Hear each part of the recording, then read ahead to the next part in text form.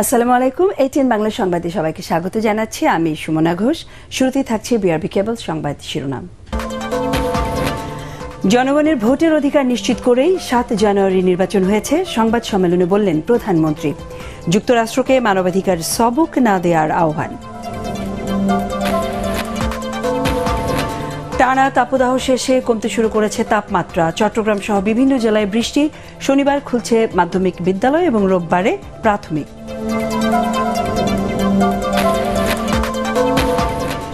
অর্থ পাচার মামলায় ডক্টর মোহাম্মদ ইউনূসকে জামিন। সুদখোর বলা হলেও তা গ্রহণযোগ্যতা পায়নি, দাবি ইউনূসের।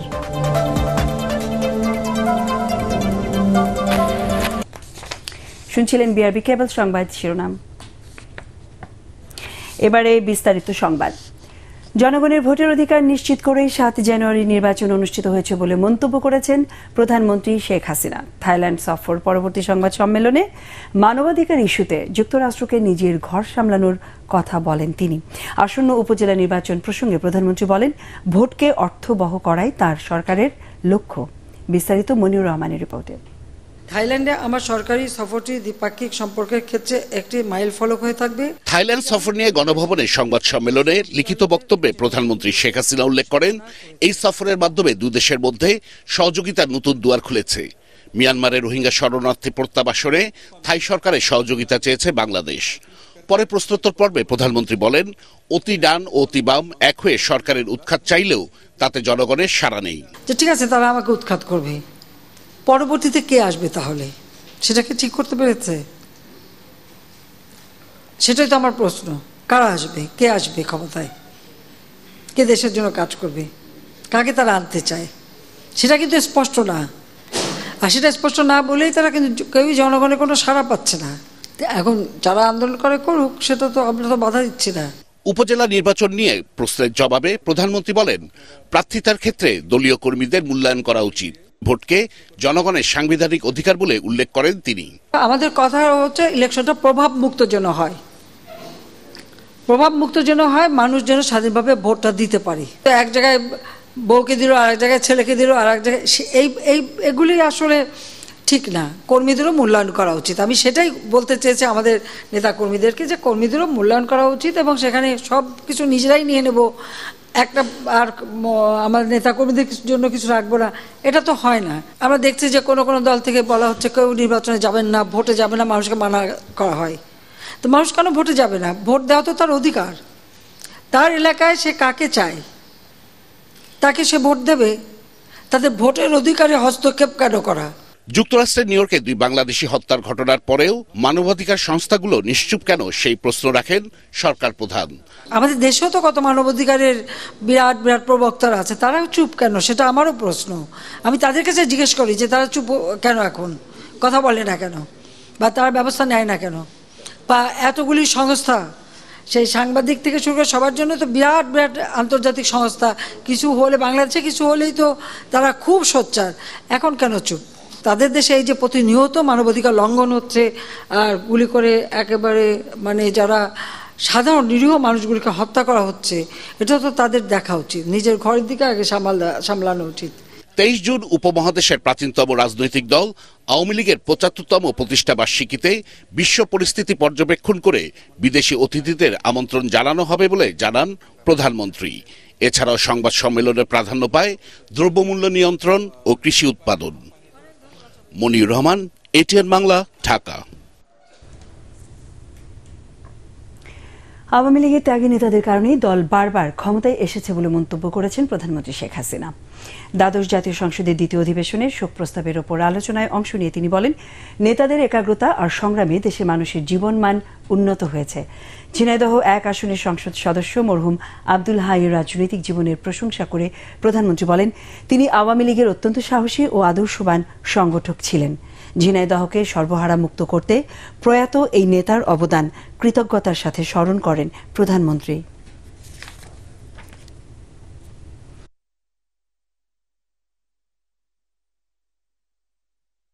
অনেক সংগ্রামের পথ বেয়ে আওয়ামী লীগ সরকার এসেছে, আর আওয়ামী লীগ সরকার এসেছে বলেই কিন্তু আজকে বাংলাদেশের সার্বিক উন্নয়ন হয়েছে। মানুষের সাধারণ মানুষের জীবনমান উন্নত হয়েছে, বাংলাদেশের জনগণ আজকে একটা মর্যাদা নিয়ে চলতে পারে বিশ্ব দরবারে।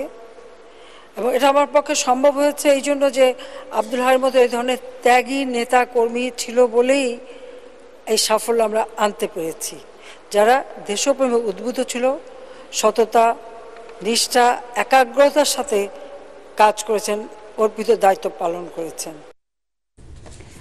স্পিকার শিরিন শারমিন চৌধুরীর সভাপতিত্বে অনুষ্ঠিত হয়েছে দ্বাদশ জাতীয় সংসদের কার্য উপদেষ্টা কমিটির বৈঠক।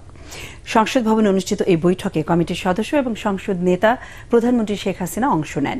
পরের সংসদ সচিবালয়ের বিজ্ঞপ্তিতে বলা হয়, চলতি অধিবেশন শুক্র ও শনিবার বাদে প্রতিদিন বিকেল 5টায় বসবে। 9 মে দ্বিতীয় অধিবেশন সমাপ্ত হবে বলে বৈঠকে সিদ্ধান্ত নেওয়া হয়।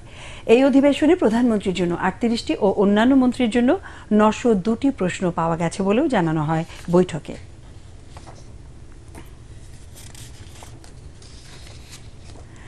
টানা তীব্র তাপদাহ শেষে কমতে শুরু করেছে তাপমাত্রা। আগামী 24 ঘন্টার মধ্যে দেশের 5 বিভাগে বৃষ্টির পূর্বাভাস দিয়েছে আবহাওয়া অফিস। এরই মধ্যে বৃষ্টি হয়েছে চট্টগ্রাম, বরিশাল ও সিলেটে। তবে খুলনা ও রাজশাহীতে তাপপ্রবাহ কমতে আরও কয়েকদিন সময় লাগতে পারে। আবহাওয়া পরিস্থিতির কিছুটা উন্নতি হলেও এখনও ভ্যাপসা গরমে অস্বস্তিতে রয়েছে নগরবাসী। এমদাদুল হকের ক্যামেরায় আদ্দিন সাজিবের রিপোর্ট। গলা ভিজেও যেন তৃষ্ণা মিটছে না কারো।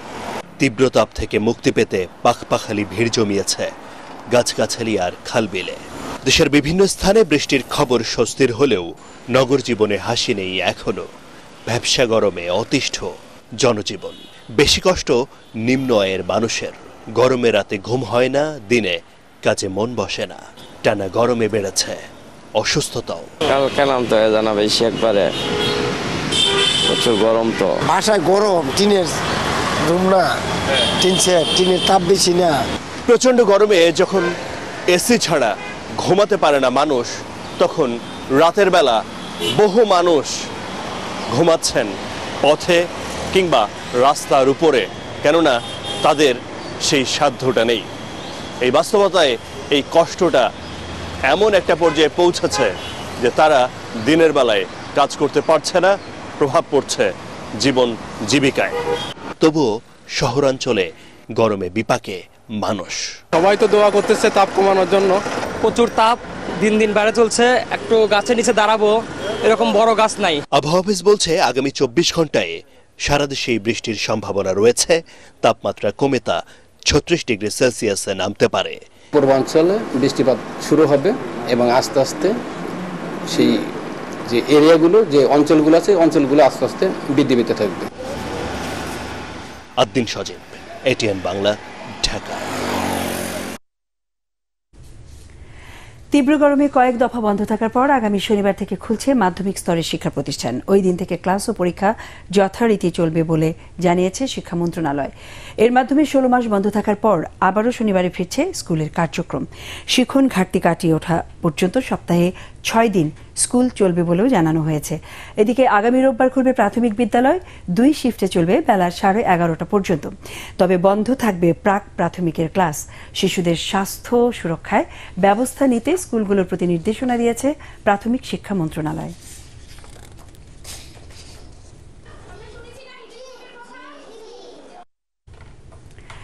অর্থ পাচারের মামলায় জামিন পেয়েছেন নোবেল জয়ী ডক্টর মোহাম্মদ ইউনূস। একই সাথে অভিযোগ গঠনের শুনানির জন্য 2 জুন দিন ধার্য করেছেন আদালত। ডক্টর ইউনূসের দাবি তাকে সুদখোর বলা হলেও তা গ্রহণযোগ্যতা পায়নি। বিচারাধীন মামলা নিয়ে ডক্টর ইউনূস মন্তব্য করতে পারেন না বলে অভিমত দুদকের আইনজীবীর। মিজান শাহজাহানের রিপোর্ট। ঢাকার বিশেষ জজ আদালত 4-এ সশরীরে হাজির হয়ে জামিন চান নোবেল বিজয়ী অর্থনীতিবিদ ডক্টর মোহাম্মদ ইউনূস।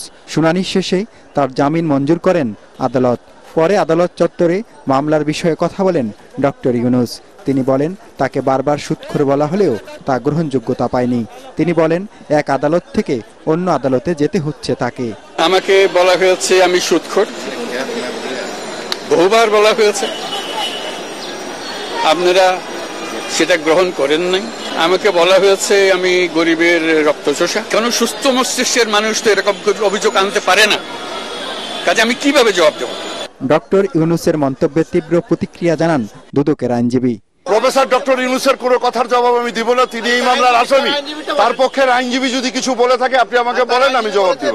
তিনি সবসময় মামলাটিকে বিভ্রান্ত করার জন্য তার একটা মতাদর্শ আছে, সেই মতাদর্শের কারণে তিনি এই ধরনের কথাবার্তা বলেন। গ্রামীণ টেলিকমের কর্মীদের লভ্যাংশের 25 কোটি 22 লাখ টাকা আত্মসাতের দায়ে করা মামলায় 1 ফেব্রুয়ারি ডক্টর ইউনূস সহ 14 জনের বিরুদ্ধে আদালতে অভিযোগপত্র দেয় দুদক। অভিযোগে বলা হয়েছে আসামিরা অবৈধভাবে 25 কোটি 22 লাখ টাকা স্থানান্তর করেছে, যা মানি লন্ডারিং প্রতিরোধ আইনে অপরাধ। মিজান শাহজাহান, এটিএন বাংলা, ঢাকা। জোর করে ব্যাংক একীভূত করার বিপক্ষে বাংলাদেশ ব্যাংকের সাবেক গভর্নর ডক্টর মোহাম্মদ ফরাসউদ্দিন। তার মতে অর্থনীতি চাঙ্গা করতে ব্যাংক আমানত সংগ্রহের সকল বাধা তুলে দিতে হবে। কার্যকর বাংলাদেশ ব্যাংক ও দক্ষ অর্থ মন্ত্রণালয় থাকলে দেশের অর্থনীতি সহজেই ঘুরে দাঁড়ানো সম্ভব বলেও দাবি তার। শারফুল আলমের রিপোর্ট। সুশাসনের অভাব, লুটপাট আর নজরদারির অভাবে ঝুঁকিতে দেশের ব্যাংকিং খাত। এরই মধ্যে 10টি ব্যাংক একীভূত করা হয়েছে। সংকট কাটাতে বাংলাদেশ ব্যাংক যখন বাণিজ্যিক ব্যাংকগুলোকে নিয়ে এমন একীভূত করার সমাধান খুঁজছে, তখন সাবেক গভর্নর মোহাম্মদ ফরাসউদ্দিন এ নিয়ে প্রশ্ন তুলেছেন। যদি দুইটা ব্যাংকে একীভূত করার প্রয়োজন পড়ে, ওই দুইটা ব্যাংকে কিন্তু সম্মতি থাকাটা বাঞ্ছনীয়। জোর করে বোধহয় করা ঠিক হবে না আমার মনে হয়। ইকোনমিক রিপোর্টারদের সংগঠন ইআরএফ আয়োজিত আলোচনা সভায় সাবেক এই গভর্নর বলেন, ব্যাংক খাতে চলমান তারল্য সংকট কাটাতে কিছু সময়ের জন্য আমানত সংগ্রহ সহজ করা উচিত। ঋণ খেলাপিদের সুবিধা দিতে নতুন টাকা ছাপানোর সমালোচনা করেন তিনি। অর্থ পাচারের বিষয়ে দাতা সংস্থা আইএমএফ ও সরকারের নিষ্ক্রিয়তা নিয়েও প্রশ্ন তুলেন ডক্টর ফরাসউদ্দিন। ব্যাংকের সংখ্যা অনেক বেশি, এত ব্যাংক ধারণ করার ক্ষমতা বাংলাদেশের নাই। হয়তো আমানতের বীমা এখন 1 লক্ষ, এটাকে 1 কোটি টাকা করা দরকার। অর্থনীতির সুশাসন ফেরাতে বাংলাদেশ ব্যাংকের স্বায়ত্তশাসনের চর্চা আবারও চালু করার পাশাপাশি অর্থ মন্ত্রণালয়ের দক্ষতা বাড়ানোর তাগিদ দেন কেন্দ্রীয় ব্যাংকের সাবেক এই গভর্নর। শারফুল আলম, এটিএন বাংলা, ঢাকা। আওয়ামী লীগের অধীনে জনগণকে জাতীয় নির্বাচনের মতো যে কোনো নির্বাচন বর্জনের আহ্বান জানিয়েছেন বিএনপির সিনিয়র যুগ্ম মহাসচিব রুহুল কবির রিজভী। উপজেলার নির্বাচন বর্জনে জনগণকে উদ্বুদ্ধ করতে নেতাকর্মীদের আহ্বান জানান তিনি।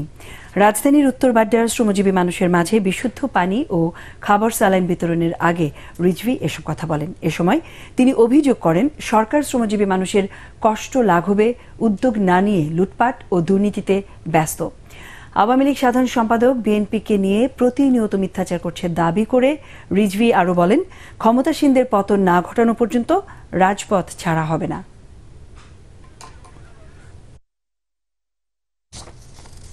ভোক্তার ঘাড়ে দাম না চাপিয়ে বিদ্যুৎ ও জ্বালানি খাতে সুশাসন নিশ্চিত করার দাবি জানিয়েছে consumer association Bangladesh, CAB. Reporter সিনোটিতে সংবাদ সম্মেলনে বক্তারা বলেন, নির্বাহী আদেশে বিদ্যুৎ ও জ্বালানি পণ্যের দাম নির্ধারণ করে জনগণের সাথে অন্যায্য আচরণ করছে সরকার। ফজলে রাব্বি রিপোর্ট। অসাধু বিদ্যুৎ ও জ্বালানি ব্যবসা সুরক্ষায় মূল্য বৃদ্ধি নয়, জ্বালানি সুবিচার চাই শীর্ষক কনজিউমার অ্যাসোসিয়েশন বাংলাদেশ ক্যাবের সংবাদ সম্মেলনে ঘুরে ফিরিয়ে আসে ভোক্তা অধিকারের প্রসঙ্গ। তাগিদ আসে এ খাতের অনিয়ম ও দুর্নীতি কমিয়ে আনার। ভর্তুকি কমানোর শর্তে ঋণ দেওয়ার প্রসঙ্গে আইএমএফ এর সমালোচনা করে বক্তারা বলেন, সত্যিকারের ভালো চাইলে সংস্থাটি ভর্তুকি কমানো নয়, সুশাসন নিশ্চিত করার তাগিদ দিত। আইএমএফ যদি মনে করে ভর্তুকি উঠিয়ে দেওয়াটাই একমাত্র কাজ এবং তাদের যে philosophy no lunch is free, এটাই একমাত্র কাজ, তাহলে পরে আমি বলবো যে এটা নিওলিবারালিজম বা অবাধ মুক্ত বাজার অর্থনীতির একটা দর্শন, যেটা আমাদের সংবিধানের বিরুদ্ধে। যদি স্বচ্ছতা এবং জবাবদিহিতা প্রতিষ্ঠা করা সম্ভব হয়, তাহলে ভর্তুকির প্রয়োজনই হবে না, মূল্যবৃদ্ধিরও প্রয়োজন হবে না। বিদ্যুৎ ও জ্বালানি খাতকে কৌশলগত পণ্য ও সেবা উল্লেখ করে অর্থনীতিবিদ ও জ্বালানি বিশেষজ্ঞরা বলেন, এনার্জি রেগুলেটরি কমিশনের ক্ষমতা খর্ব করে কেবল ভোক্তাকে নয়, সরকার নিজেদেরও বিপাকে ফেলেছে, দুর্নীতিকে প্রশ্রয় দিচ্ছে। এখন অটো মেশিনের উপরে দিয়ে দিয়েছে, অর্থাৎ তারা যেভাবে চাবে মেশিনের রিডিং দেখে আমাদেরকে এইভাবে বুঝাবে যে অটো অ্যাডজাস্ট হয়ে গেল। এই অ্যাডজাস্টমেন্টের যৌক্তিকতা আছে কিনা, বৃদ্ধি কমাস যৌক্তিক হচ্ছে কিনা, কোনো কিছুরই কোনো তোয়াক্কা নেই, দায়িত্ব নেই, জবাবদিহিতা নেই। সংবাদ সম্মেলনে বিদ্যুৎ ও জ্বালানির মূল্য বৃদ্ধি না করে 3 বছরের মধ্যে ভর্তুকি শূন্যের কোঠায় নামিয়ে আনতে 13 দফা পরামর্শ বা দাবি তুলে ধরা হয়। এতে প্রতিযোগিতাহীন বিনিয়োগ বন্ধ, বিদ্যুৎ ও জ্বালানি দ্রুত সরবরাহ আইন রদ করা সহ নানা পরামর্শ দেওয়া হয়েছে। আমি তো দেখছি তেলে ওনারা লাভ করছেন। Fazal Rabbi, ATN Bangla, Dhaka. Military institute of science and technology MIST-তে শুরু হয়েছে 3 দিনব্যাপী ষষ্ঠ ইলেকট্রিক্যাল ও ইলেকট্রনিক ইঞ্জিনিয়ারিং এবং ইনফরমেশন ও কমিউনিকেশন ইঞ্জিনিয়ারিং বিষয়ক আন্তর্জাতিক সম্মেলন।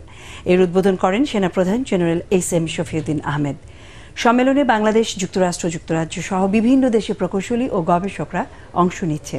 সম্মেলনে কৃত্রিম বুদ্ধিমত্তা, বায়োমেডিক্যাল ইঞ্জিনিয়ারিং, কম্পিউটার নেটওয়ার্ক ও সিকিউরিটি সহ ইঞ্জিনিয়ারিং এবং ইনফরমেশন ও কমিউনিকেশন টেকনোলজির বিভিন্ন বিষয় উঠে আসে। এর মাধ্যমে বিভিন্ন সরকারি ও বেসরকারি প্রতিষ্ঠান, শিক্ষার্থী এবং গবেষকদের মাঝে তথ্য ও যোগাযোগ প্রযুক্তির নতুন দ্বার উন্মোচন হবে বলে আশা করেন আয়োজকরা। আল আরাফা ইসলামী ব্যাংক অর্থ সংবাদ।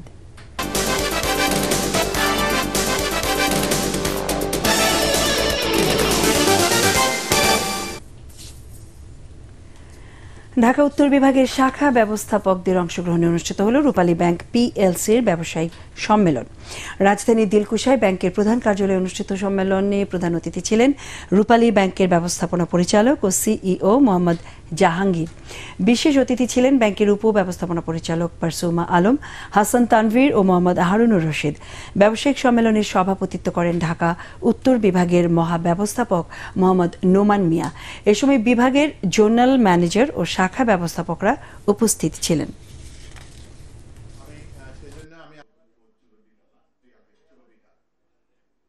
রূপালী ব্যাংক জেগে উঠছে, উদ্বুদ্ধ হয়েছে, অনুপ্রাণিত হয়েছে। আমাদের যে ইমেজ, রেপুটেশন, গুডউইল সর্বত্র বিরাজ করতেছে এবং এটাকে ধরে রাখতে হবে। আমাদের প্রতি আমাদের সম্মানিত গ্রাহকদের আস্থা আরো বহু গুণে বৃদ্ধি পেয়েছে। সবাই আমাদের মুখ আমাদের কাছে ফিরে আসতেছে আমাদের সাথে ব্যাংকিং করার জন্য। ব্যাংক ইন্স্যুরেন্স পার্টনারশিপ চুক্তি স্বাক্ষর করল Akij Takaful life insurance PLC এবং সিটি ব্যাংক PLC। গুলশানে আকিজ তাকাফুল লাইফ ইন্স্যুরেন্সের DMD and chief business officer Masuduzzaman Khan এবং সিটি ব্যাংকের chief economist and country business manager Ahsanur Rahman নিজ নিজ প্রতিষ্ঠানের পক্ষে চুক্তিতে স্বাক্ষর করেন। সংশ্লিষ্টরা জানান, এই চুক্তির মাধ্যমে সিটি ব্যাংকের গ্রাহকরা ইসলামী শরিয়া ভিত্তিক বীমা প্রতিষ্ঠান আকিজ তাকাফুল লাইফ ইন্স্যুরেন্স থেকে সহজেই বীমা পলিসি নিতে পারবেন। অনুষ্ঠানে আকিজ তাকাফুল লাইফ ইন্স্যুরেন্স PLC-র চেয়ারম্যান শেখ শামীম উদ্দিন ও সিটি ব্যাংক PLC ব্যবস্থাপনা পরিচালক ও প্রধান নির্বাহী কর্মকর্তা মাসরুর আরেফিন অন্যান্যের মধ্যে উপস্থিত ছিলেন।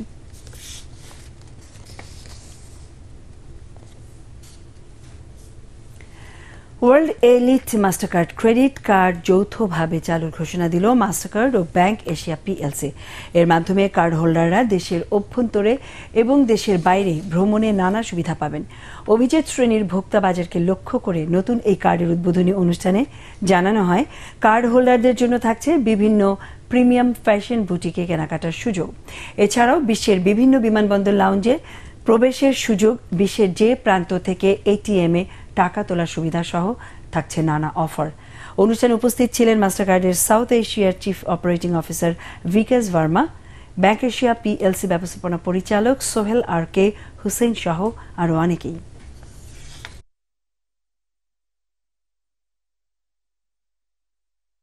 স্মার্ট ও মানবিক বাংলাদেশ বিনির্মাণে শিক্ষাঙ্গনে কবিতা উৎসবের ভূমিকা শীর্ষক এক আলোচনা অনুষ্ঠান আয়োজন করে তেজগাঁও কলেজ। বঙ্গবন্ধু সোনার বাংলা নির্মাণে অবকাঠামোগত উন্নয়নের পাশাপাশি মানবিক উন্নয়নের গুরুত্ব উল্লেখ করে বক্তারা শিক্ষাঙ্গনে কবিতা উৎসবের প্রাসঙ্গিকতা তুলে ধরেন। বিকেলে রাজধানী তেজগাঁও কলেজ প্রাঙ্গণে অনুষ্ঠানের উদ্বোধন করেন কবি ও চলচ্চিত্রকার মাসুদ পথিক। কলেজের অধ্যক্ষ অধ্যাপক মোহাম্মদ হারুনুর রশিদের সভাপতিত্বে অনুষ্ঠানে প্রধান অতিথি ছিলেন কবি আসাদ মান্নান।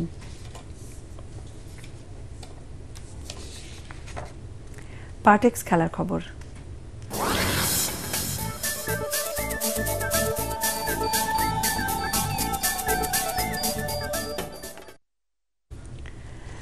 সিলেটের তৃতীয় T20-তে বাংলাদেশকে 7 উইকেটে হারিয়ে 2 ম্যাচ হাতে রেখেই সিরিজ জিতেছে ভারতের মেয়েরা। সিলেট আন্তর্জাতিক ক্রিকেট স্টেডিয়ামে টস হেরে ব্যাটিংয়ে নেমে উদ্বোধনী জুটিতে 46 রান যোগ করেন মুর্শিদা খাতুন আর দিলারা আক্তার। কিন্তু শুরুর মতো বলের সাথে আর পাল্লা দিয়ে রান তুলতে পারেনি টাইগ্রেসরা। তাতে 8 উইকেট হারিয়ে 117 রানে থামে জ্যোতির দলের ইনিংস। সর্বোচ্চ 39 রান করেন দিলারা। জবাবে ওপেনিং জুটিতেই দলকে জয়ের দ্বারপ্রান্তে নিয়ে যান স্মৃতি মান্ধারা আর শেফালি ভার্মা। 47 রান করেন মান্ধারা। 51 রানে আউট হন ভার্মা। তাতে 9 বল হাতে রেখে জয় নিশ্চিত করে সফরকারীরা।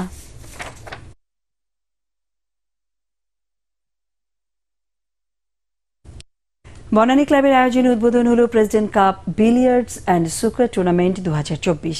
এতে অংশ নেয় বনানী ক্লাব সহ মোট 9টি ক্লাব। সন্ধ্যায় রুবেল আজিজ বিলিয়ার্ড রুমের উদ্বোধন করেন।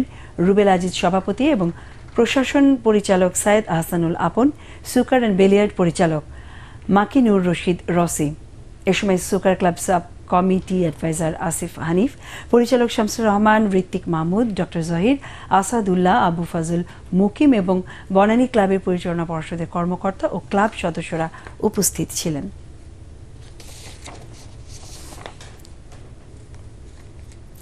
সংবাদ শেষ করব তার আগে বিআরবি কেবল সংবাদ শিরোনাম আরও একবার। জনগণের ভোটের অধিকার নিশ্চিত করেই 7 জানুয়ারির নির্বাচন হয়েছে, সংবাদ সম্মেলনে বললেন প্রধানমন্ত্রী। যুক্তরাষ্ট্রকে মানবাধিকারের সবক না দেওয়ার আহ্বান। টানা তাপদাহ শেষে কমতে শুরু করেছে তাপমাত্রা। রাজধানী ঢাকা সহ বিভিন্ন জেলায় বৃষ্টি। শনিবার খুলছে মাধ্যমিক বিদ্যালয় ও রোববার প্রাথমিক। অর্থ পাচার মামলায় ডক্টর মোহাম্মদ ইউনুসকে জামিন। সুদখোর বলা হলেও তা গ্রহণযোগ্যতা পায়নি দাবি ইউনুসের।